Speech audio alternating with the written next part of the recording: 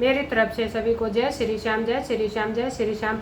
आज मैं आपके सामने श्रावण मातम का 16वां अध्याय लेकर आई हूँ। ध्यान से सुनो।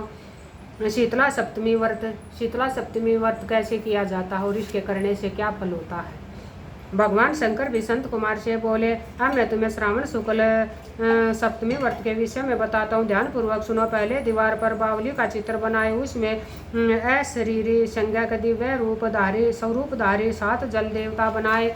2 लड़कों के साथ पुरुष, त्रय संगीत नारी, 1 घोड़ा बैल नर वाहन सहित पालकी के चित्र बनाए। 16 उपचार द्वारा जल देवी की पूजा कर ककड़ी, दही और चावल का नैवेद्य समर्पण करे। नैवेद्य पदार्थों का बयाना निकालकर ब्राह्मण को अर्पण करना चाहिए। इस प्रकार 7 वर्ष तक व्रत करके 7 सौभाग्यवती स्त्रियों को भोजन कराकर उद्यापन करना चाहिए। एक सोने के पात्र में 7 जल देवताओं की प्रतिमाएं रख कर पहले दिन अपने पुत्र के साथ उन प्रतिमाओं का पूजन करना चाहिए। दूसरे दिन ग्रह होम सहित चरु होम करना चाहिए। अब तुम इस व्रत के फल के बारे में सुनो। महाराष्ट्र प्रदेश में सोबन नाम का एक नगर था। उसमें एक धार्मिक विचारों वाला धनी व्यक्ति रहता था। उसने निर्जन वन में एक बावड़ी बनवाई। बावड़ी में उतरने के लिए उसने मूल्यवान पत्थरों की सीढ़ियां बनवाई, परंतु उस बावड़ी में एक बूंद भी पानी नहीं आया। धनी ने दुखी होकर सोचा, मेरा परिश्रम व धन दोनों ही बेकार हो गए। वह इस वन विचारों में ग्रस्त रात को वही बावड़ी के पास सो गया। रात को उसे स्वप्न आया कि यदि तुम अपने पौत्र की बलि दो तो तुम्हारी बनवाई बावड़ी जल से भर जाएगी। सुबह होने पर वह धनिक अपने घर आया और अपने पुत्र द्रविड़ से रात के स्वप्न के बारे में बताया। उसका पुत्र द्रविड़ भी धार्मिक वृत्ति वाला था। उसने पिता की बात सुनकर कहा, पिताश्री, आप मेरे जन्मदाता हैं, इस प्रकार आप अपने पुत्रों के भी जन्मदाता हुए। यह तो एक धार्मिक कार्य है। आपके शीतांशु और चंडांशु 2 पुत्र हैं। आप बिना हिचक अपने बड़े पुत्र हितांशु की बलि दे दे, परंतु यह बात आप स्त्रियों से गुप्त रखें। इसका कारण यह है कि मेरी पत्नी गर्भवती है। प्रसव का समय निकट होने के कारण वह अपने मायके जाने वाली है। उसके साथ आपका छोटा पुत्र चंडांशु भी जाएगा। उसके मायके जाने के बाद यह काम निर्विघ्न समाप्त हो जाएगा। धनिक अपने पुत्र के ऐसे विचार सुनकर गदगद हो गया और बोला, तुम धन्य हो। इसी बीच उसकी पत्नी सुशीला को उसके मायके से बुलावा आ गया। वह मायके जाने की तैयारियां करने लगी। तभी द्रविड़ से सुशीला से बोला, शीतांशु यही मेरे पास रहेगा और चंडांशु तुम्हारे साथ चला जाएगा। सुशीला ने अपने पति की बात मान ली। सुशीला के जाने के बाद पिता और पुत्र ने शीतांशु के शरीर से तेल मलकर नहलाया और मूल्यवान कपड़ों तथा आभूषणों से उसे सज्जित किया।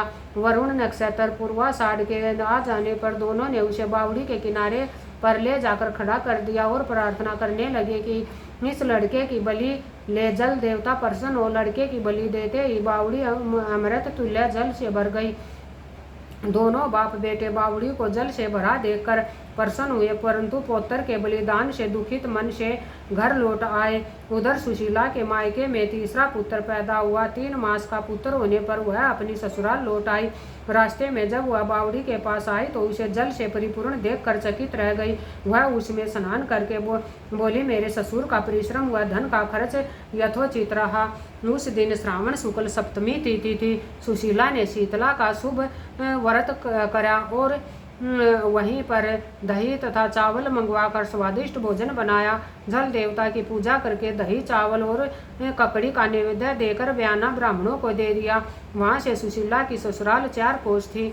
अब सुशीला दोनों लड़कों के साथ बावड़ी से घर की ओर चल दी। इधर जलदेव आपस में कहने लगे, इसका बड़ा पुत्र हमें वापिस लौटा देना चाहिए, क्योंकि इसने बड़े प्रेम से हमारा व्रत किया है। उन्होंने सुशीला का बड़ा पुत्र जल से बाहर निकाल दिया। माँ को देखकर शीतांशु माँ के पीछे भागता हुआ माँ माँ कहता हुआ आया। सुशीला अपने बड़े लड़के शीतांशु को देखकर चकित रह गई। उसने उसे अपनी गोद में बैठाकर उसका सिर सूंघा। वह अपने मन में सोचने लगी कि यदि इसे यहाँ से पकड़कर चोर ले जाते तो क्या होता, क्योंकि इसने बहुमूल्य आभूषण पहन रखे हैं। यदि इसको घर से भूत पिशाच पकड़ कर लाए होते तो वे इसे अब क्यों छोड़ते। घर के संबंधी चिंता के सागर में गोते लगा रहे होंगे। परंतु उसने शीतांशु से कुछ पूछा नहीं कि तुम यहाँ अकेले क्या कर रहे थे।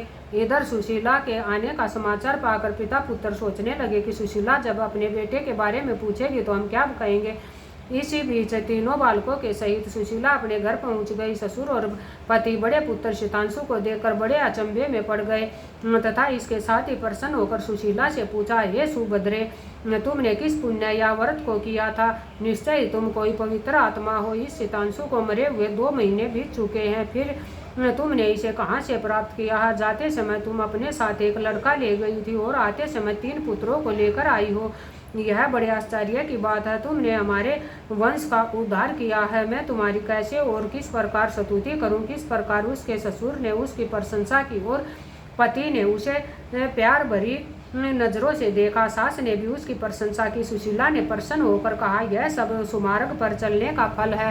हे संत कुमार, तुमसे मैंने शीतला सप्तमी का व्रत एवं उसकी कहानी सुनाई है। इस व्रत में दही, चावल, ठंडा जल, ककड़ी, फल, बावड़ी जल और शीतला माता को देवता कहे गए हैं। इसे करने वाले तीनों प्रकार के तापों से मुक्त हो जाएंगे। इसलिए श्रावण शुक्ल सप्तमी का यथार्थ नाम शीतला सप्तमी हुआ। 16वां अध्याय संपूर्ण।